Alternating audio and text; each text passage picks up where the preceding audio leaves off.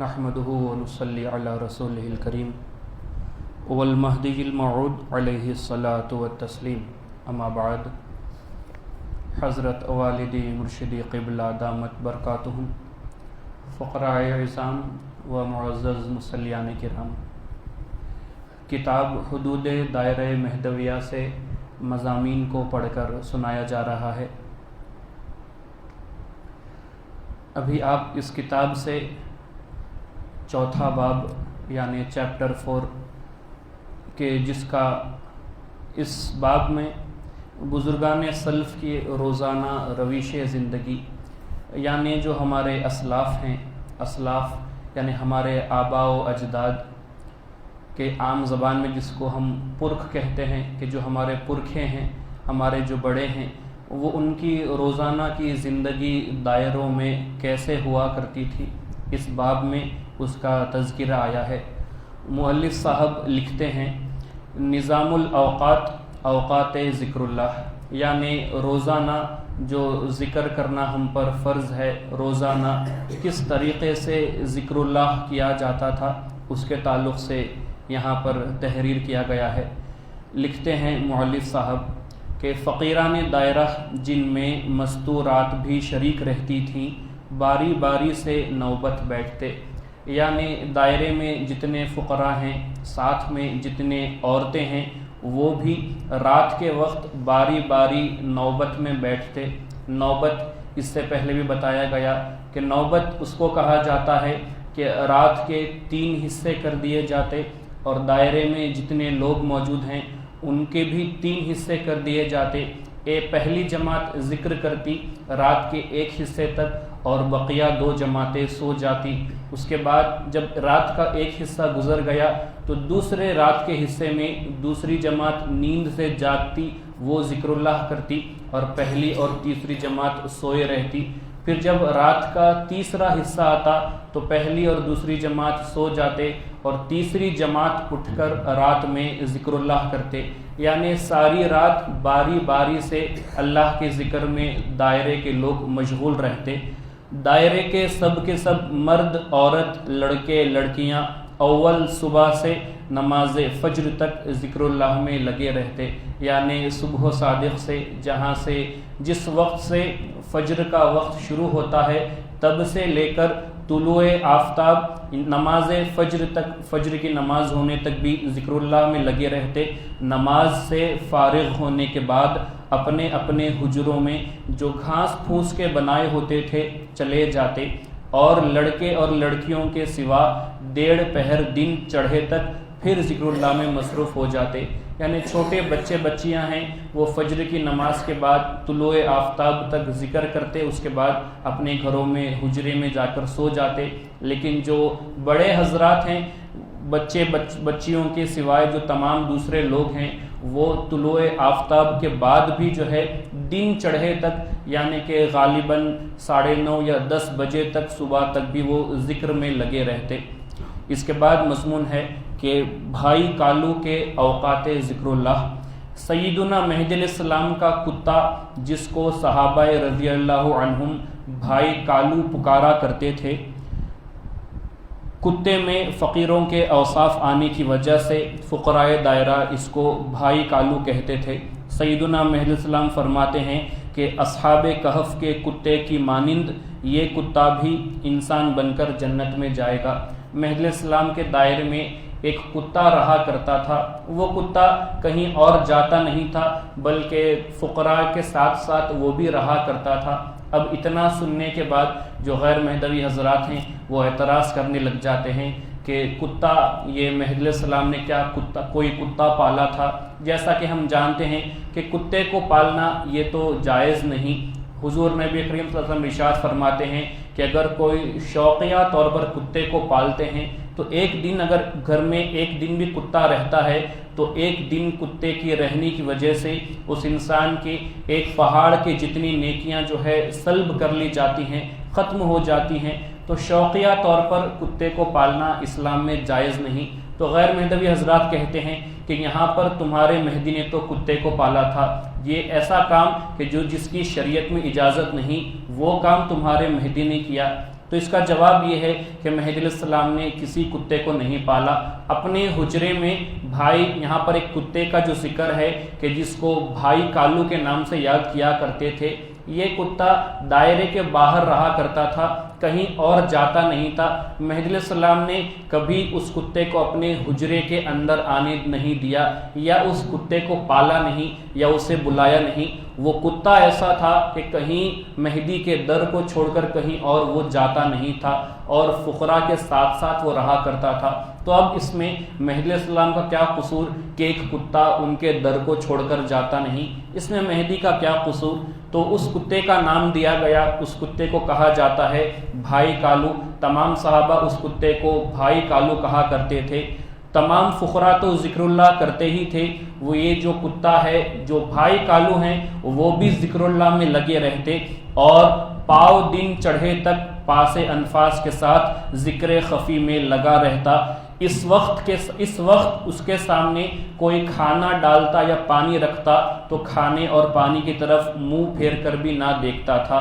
یعنی کہ اس کتے کی عادت یہ تھی کہ فجر سے لے کے پاؤ دن چڑھے تک، یعنی کہ غالباً صبح کے 9 بجے تک، اتنے وقت میں وہ کتا بھی ذکر اللہ کرتا، اللہ کا ذکر کیا کرتا. اس وقت میں اگر اس کو کھانا پانی دیا جاتا تو کھانے اور پانی کی اور دیکھتا بھی نہیں تھا، صرف ذکر اللہ کیا کرتا تھا.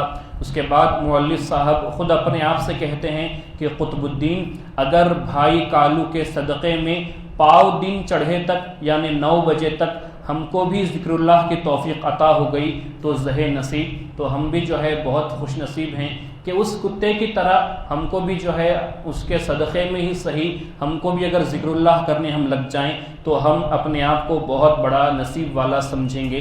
اس کے بعد دوپہر کو قیلولہ کیا جاتا، یعنی صبح تک تو ذکر کا جو معاملہ ہوتا، اس کے بعد دوپہر میں قیلولہ کیا جاتا. قیلولہ یعنی دوپہر میں کچھ وقت سو جایا کرتے. حضور نبی کریم صلی اللہ علیہ وسلم کی یہ سنت ہے کہ حضور صلی اللہ علیہ وسلم بھی دوپہر میں قیلولہ فرماتے. قیلولہ کرنا یعنی دوپہر میں کچھ وقت سو جانا، تو یہ دائرے میں بھی ہوا کرتا کہ دوپہر کے وقت قیلولہ کیا جاتا. اب یہاں پر جو ایک اور بات ہے کہ مہدی علیہ السلام نے ارشاد فرمایا بھائی کالو کے تعلق سے، اس کتے کے تعلق سے، کہ مہدی علیہ السلام فرماتے ہیں کہ اصحاب کہف کے کتے کی مانند یہ کتا بھی انسان بن کر جنت میں جائے گا. اصحاب کہف، شاید آپ کو اصحاب کہف کا واقعہ معلوم ہو، قرآن میں بھی اللہ تعالیٰ نے اصحاب کہف کے تعلق سے اللہ نے قرآن میں ذکر کیا ہے. آپ جب قرآن پڑھتے ہوں گے تو آپ نے ایک سورہ پڑھا ہوگا کہ جس کو سورہ کہف کے نام سے یاد کیا جاتا ہے. سورہ کہف میں اللہ تعالیٰ نے اصحاب کہف کا ذکر کیا ہے. کہف کہتے ہیں غار کو، اصحاب کہف یعنی غار والے. واقعہ یہ ہے کہ حضرت موسیٰ علیہ السلام اور حضرت عیسیٰ علیہ السلام، ان سے بھی پہلے کے زمانے کا یہ واقعہ ہے کہ کسی جگہ پر کچھ نوجوان رہا کرتے تھے. حضرت عبداللہ فرماتے ہیں کہ وہ 7 نوجوان تھے. تو اصحاب کہف یہ جو 7 نوجوان تھے وہ ایمان والے تھے، ایک اللہ کو ماننے والے تھے، اور اس جگہ پر وہاں کا جو راجہ تھا، جو بادشاہ تھا، وہ جابر تھا، ظالم تھا، اور وہ ایک خدا کو نہیں مانتا تھا. جو کوئی یہ کہتا کہ ہم ایک خدا کو ماننے والے ہیں وہ اس کو ختم کر دیا کرتا، قتل کرنے کا حکم دے دیتا. تو یہ جو نوجوان تھے غالباً جن کی تعداد 7 بتائی جاتی ہے، تو یہ 7 نوجوان نے کہا کہ ہم کو اس جگہ پر رہنا مناسب نہیں، کیونکہ ہم ایک خدا کو یہاں پر اگر ہم ماننے کی بات کرتے ہیں تو ہماری جان کا خدشہ ہے، تو ہم کو یہاں سے کسی اور جگہ پر چلے جانا چاہیے. تو یہ جو 7 نوجوان تھے یہ ایک غار میں چلے جاتے ہیں، اور غار میں جا کر کہتے ہیں کہ اب آگے کہاں جانا ہے، کیا کرنا ہے، یہ ہم بعد میں سوچیں گے. پہلے غار میں ایک رات ہم سو جاتے ہیں. ان کے ساتھ ایک کتا بھی ہوا کرتا تھا. 7 نوجوان، ساتھ میں ایک کتا ہے. جب رات کا وقت آیا تو غار میں سو جاتے ہیں اور اللہ سے دعا کرتے ہیں کہ یا اللہ ہم کو اس بادشاہ سے، اس ظالم سے تو ہم کو بچا اور ہم پر تو رحمت کو نازل فرما. یہ دعا کر کے وہ اصحاب کہف سو جاتے ہیں. اس کے بعد اللہ تعالیٰ سورہ کہف میں بیان فرماتا ہے کہ ہم نے ان پر رحمت کو نازل کیا اور ان کو سلائے رکھا اتنا سلائے رکھا کہ خود اللہ فرماتا ہے 309 سال تک ہم نے ان کو سلائے رکھا۔ جب 309 سال ہو گئے اس کے بعد وہ اصحاب کہف نیند سے جاگتے ہیں اور کہتے ہیں کہ شاید ہم ایک دن سو گئے ہیں یا آدھا دن ہم سو گئے ہیں۔ اس کے بعد اپنے بالوں کو دیکھتے ہیں، اپنے ناخنوں کو دیکھتے ہیں، اور اس کے بعد ان کو سمجھ میں آتا ہے کہ نہیں، ہم کچھ بہت زیادہ دن تک ہم سو گئے ہیں۔ اس کے بعد وہ کہتے ہیں کہ چلو اللہ کے اوپر ہے کہ ہم کتنا سوئے، ہم کو تو معلوم نہیں۔ تو وہ ان کے پاس جو روپیہ پیسہ تھا، جو سکے ان کے پاس تھے، وہ ایک صاحب کو دیتے ہیں، ان ساتوں میں سے کسی ایک کو سکے دیتے ہیں اور کہتے ہیں کہ بازار جا کر کوئی کھانے کی چیز لے کر آ جاؤ، اب ہم سو کر اٹھے ہیں، بھوک لگ رہی ہے، تو بازار جا کر کچھ بھی کھانے کی چیز، حلال چیز لے کر آ جاؤ۔ تو وہ صاحب جو ہے اس میں سے کچھ جو ہے وہ پیسے لے کر، سکے لے کر بازار جاتے ہیں۔ بازار جانے کے بعد وہ کھانا لے کر بدلے میں وہ روپیہ دیتے ہیں، وہ سکے لیتے ہیں۔ دکاندار کہتا ہے کہ یہ کون سے زمانے کے سکے ہیں، یہ سکے تو اس زمانے میں نہیں چلتے۔ تو وہ کہتے ہیں کہ یہ تو وہی جگہ ہے کہ فلاں بادشاہ یہاں پر رہا کرتا تھا۔ وہ دکاندار نے کہا کہ یہاں پر یہ نام کا کوئی بادشاہ نہیں۔ اور جب تمام لوگ وہاں پر اکٹھا ہوئے تو لوگوں نے کہا کہ تم جس بادشاہ کا نام لیتے ہو اور یہ جو سکے تمہارے پاس ہیں یہ تو 300 سال پرانے ہیں۔ تو اس کے بعد ان کو خیال ہوتا ہے کہ ان کو اللہ تعالیٰ نے 309 سالوں تک سلائے رکھا تھا۔ ان کے ساتھ بھی ایک کتا اللہ تعالیٰ نے رکھا تھا، پہرے داری کے لیے انہوں نے اپنے ساتھ ایک کتا لے لیا تھا۔ اور حال یہ تھا کہ جب وہ غار میں سو رہے تھے تو غار کے منہ پر اللہ نے اس کتے کو سلا دیا، اور اس کتے کے اندر اتنا روح پیدا ہو گیا کہ اگر کوئی وہاں سے گزرتا، اس کتے کو دیکھتا تو ڈر کے مارے وہاں سے بھاگ جاتا۔ تو اللہ تعالیٰ نے اس کتے کے ذریعے سے ان اصحاب کہف کی اللہ تعالیٰ نے مدد فرمائی۔ تو یہاں پر وہ جو ان کے ساتھ جو کتا تھا وہ جنت میں جائے گا انسان بن کر۔ تو مہدی السلام فرماتے ہیں کہ اس کتے کی طرح یہ جو بھائی کالو ہے، مہدی السلام کے دائرے کے پاس جو کتا رہا کرتا تھا، یہ بھی آخرت میں انسان اللہ تعالیٰ اس کو بنائے گا اور جنت میں داخل کر دے گا۔ یہاں پر ایک اور بات ہم کو جان لینا چاہیے کہ جب ہم مہدی السلام کے تعلق سے جب ہم کوئی بات کرتے ہیں تو غیر مہدوی حضرات کئی ایک سوالات کرتے ہیں، اعتراض کرتے ہیں۔ ایسا ہی ایک اعتراض کیا جاتا ہے کہ جب ہم کہتے ہیں کہ مہدی علیہ السلام جب آپ کی عمر 28 سال کی تھی تو 28 سال سے لے کر 40 سال تک آپ 12 سال مہدی علیہ السلام جذبے میں رہے، جذبے میں یعنی بے ہوشی کے عالم میں رہے، اور اس حالت میں آپ کو اللہ تعالیٰ کا دیدار ہوا، جذبہ الوہیت میں آپ ہمیشہ مستغرق رہتے۔ تو اتنا سننے کے بعد جو غیر مہدوی حضرات ہیں وہ ہم سے سوال کرتے ہیں کہ یہ کیسے ہو سکتا ہے کہ ایک انسان 12 سال تک بنا کھائے پیے زندہ رہے، یہ کیسے ہو سکتا ہے؟ تو ہم کہتے ہیں کہ یہ بالکل ہو سکتا ہے، اگر کوئی انسان کرے تو نہیں ہو سکتا، لیکن اگر اللہ تعالیٰ کرنا چاہے تو یقیناً وہ بات ہو سکتی ہے۔ جیسا کہ اصحاب کہف وہ تو 309 سالوں تک اللہ نے ان کو زندہ رکھا۔ خود اللہ تعالیٰ قرآن میں ارشاد فرماتا ہے کہ ہم نے ان کو 309 سالوں تک ان کو سلائے رکھا، اور صرف ایک جگہ پر نہیں بلکہ اگر 309 سال تک ایک ہی جگہ پر اگر وہ پڑے رہتے تو زمین ان کو کھا جاتی۔ تو اللہ تعالیٰ کہتا ہے کہ ہم نے ان کو کروٹیں بھی بدلاتے رہتے تھے، ہم ان کی حفاظت کرنے کے لیے ان کو جو ہے کروٹیں بدلاتے رہتے تھے، اور سورج کی روشنی ان پر پڑتی تھی تاکہ ان کو سورج کی روشنی کا فائدہ حاصل ہو سکے۔ تو یہ اللہ تعالیٰ کے انتظامات ہوا کرتے ہیں۔ اور اسی طرح ہم کہتے ہیں کہ جب اللہ تعالیٰ اصحاب کہف کو 309 سالوں تک سلائے رکھ سکتا ہے تو کیا وہی خدا اپنے خلیفے کو 12 سال جذبے میں زندہ نہیں رکھ سکتا؟ بالکل رکھ سکتا ہے۔ یہ تو بات ہوئی دینی اعتبار سے۔ آئیے اگر دین کو بالکل بازو رکھ کر اگر ہم دنیاوی معاملات میں اگر سوچیں تو ہم بھی خود جانتے ہیں کہ کئی ایک بار ایسا ہوتا ہے کہ جب ہم سنتے بھی ہیں اخبار وغیرہ میں یا پھر نیوز وغیرہ میں ہم دیکھتے ہیں، پڑھتے ہیں کہ کئی ایک بار ایسی خبر ہم کو سننے ملتی ہے کہ کسی انسان کے سر پر بہت زور سے کسی قسم کا مار لگ گیا تو وہ انسان بے ہوش ہو گیا. بے ہوش ہونے کے بعد وہ ہوش میں نہیں آیا کہ جس کو ہم کوما کے نام سے یاد کرتے ہیں کہ وہ انسان کوما میں چلا گیا. کوئی کچھ دن یا پھر کچھ مہینے یا پھر کچھ سال تک بھی وہ انسان بے ہوش رہتا ہے. اس کو دواخانے میں داخل کیا جاتا ہے.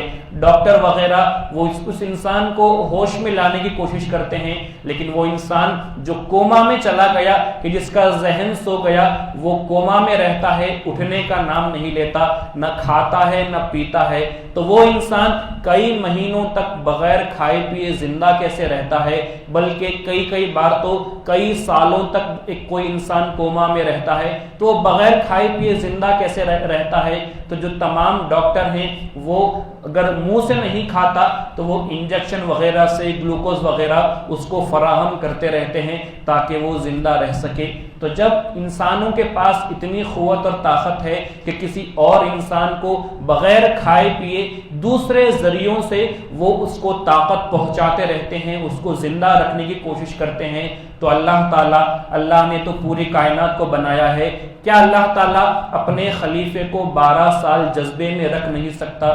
تو یہاں پر معلوم ہوا کہ جتنے بھی اعتراضات ہیں اگر غور کیا جائے تو وہ تمام اعتراضات بودا ثابت ہوتے ہیں, اتنے ہلکے کہ مکڑی کے جالے میں قوت طاقت ہو سکتی ہے, ان کے سوالوں میں اتنی بھی طاقت نہیں ہوا کرتی. تو معلوم ہوا کہ یہ ایمان کی بات ہوا کرتی ہے. ہم کہتے ہیں کہ جو خدا 309 سال تک اصحاب کہف کو زندہ رکھ سکتا ہے, وہی خدا اپنے خلیفے کو بھی 12 سال تک جذبے میں رکھ سکتا ہے. تو اس کے بعد تو یہاں پر بات صاف ہو جاتی ہے کہ ہم کو گہرائی میں جانا چاہیے. جب ہم گہرائی میں جاتے ہیں تو کئی ایک باتیں ہم کو معلوم ہو جایا کرتی ہیں. اس کے بعد دوپہر میں قیلولہ کیا جاتا. اس کے بعد اگر بے شان و گمان کی سویت سے پیسے مل جاتے تو نماز ظہر سے عصر تک سودا سلف لانے کے لیے بازار میں جانے یا جنگل میں جا کر گھر میں جلانے کے لیے لکڑی کاٹ کر لانے کے لیے جو ہے جایا جاتا. مؤلف صاحب فرماتے ہیں کہ دوپہر میں جو ہے خیل اللہ ہوتا. اس کے بعد اگر کہیں سے اللہ دیا کچھ رقم آ گئی ہے تو اس رقم سے سودا لانے کے لیے بازار کو جاتے یا پھر جنگل میں جا کر لکڑی کاٹ کر لایا کرتے. اگر کوئی رقم نہیں ہے, کھانے پینے وغیرہ کا کچھ انتظام نہیں ہے, تو اس وقت بھی یعنی ظہر سے عصر تک بھی جو ہے ذکر اللہ میں تمام لوگ رہا کرتے تھے. اس کے بعد وہ لکھتے ہیں کہ نوبت میں یعنی رات میں تو ایک پہر ہر کوئی ذکر کرتا. 24 گھنٹے ایک دن میں ہوتے ہیں, ایک دن میں 24 گھنٹے اور 8 پہر ہوتے ہیں. ایک پہر یعنی 3 گھنٹے تو 8 پہر یعنی 24 گھنٹے ہوئے. تو رات میں ایک پہر یعنی رات میں 3 گھنٹے ذکر کرتے. اس کے بعد اول فجر سے طلوع آفتاب تک جو ہے ذکر کیا کرتے, یعنی کہ صبح یعنی کہ فجر کی نماز ہونے سے پہلے تک یعنی 1 یا 2 گھنٹے ذکر کرتے. پھر 6 بجے سے 10 بجے تک پھر سے ذکر میں بیٹھتے اور زیادہ تر ظہر سے عصر تک یعنی 2 بجے سے 5 بجے تک بھی ذکر میں رہتے. اس کے بعد عصر سے یعنی 5 بجے سے عشاء کی نماز یعنی 8 بجے تک پھر جو ہے 4 گھنٹے بلکہ 3 گھنٹے ذکر میں رہتے. اس طرح 24 میں سے تقریباً 14 یا 15 گھنٹے صرف ذکر اللہ میں ہر کوئی اپنا وقت گزارا کرتا تھا. تو یہ ہمارے دائرے والوں کا طریقہ ہوا کرتا تھا کہ جو بھی وقت ملتا اس وقت میں وہ اللہ کا ذکر کرتے. ہم کو بھی چاہیے کہ ہم بھی ذکر کرنے کی کوشش کریں. کوشش نہیں بلکہ ذکر کرنا تو فرض ہے. اگر نہیں کریں گے تو اللہ تعالی ہماری پکڑ کرنے والا ہے, سوال کرنے والا ہے. نماز ہم جانتے ہیں 5 وقت کی نماز ہم پر فرض ہے. آپ کو ایسے لوگ مل جائیں گے کہ جو 5 وقت نماز پڑھتے ہیں, یا پھر ایسے لوگ بھی ہیں جو 4, کوئی 3, کوئی 2 یا کوئی 1 وقت کی نماز پڑھتا ہے. یا وہ بھی نہیں تو ہفتے میں ایک بار صرف جمعہ کی نماز پڑھنے والے لوگ بھی آپ کو جو ہے ہم کو آسانی کے ساتھ مل جاتے ہیں. لیکن جب ذکر کی بات آتی ہے سالوں سال گزر جائے ایک وقت بھی کسی نے ذکر کیا ہو, ایسے لوگ بھی ہم کو مل جائیں گے کہ جو سالوں سال گزار دیتا ہے ایک وقت بھی وہ ذکر نہیں کرتا. تو یہاں پر معلوم ہوا کہ جو ذکر سے جو ہم اتنی زیادہ غفلت کر رہے ہیں ہم کو اس سے بچنا چاہیے. زیادہ سے زیادہ اپنا وقت ہم ذکر اللہ میں گزاریں, کیونکہ ذکر کرنا, اللہ کو یاد کرنا یہ فرض ہے. ہر سانس میں ہر لمحہ اللہ کو یاد کرنا فرض ہوا کرتا ہے, کیونکہ خود اللہ نے قرآن میں بیان فرمایا ہے ذکر اللہ کو فرض قرار دیا گیا ہے. یہاں پر اس جو مضمون ہے وہ بقیہ اور موجود ہے. انشاءاللہ اگلی نشست میں بقیہ مضمون پڑھ کر سنایا جائے گا.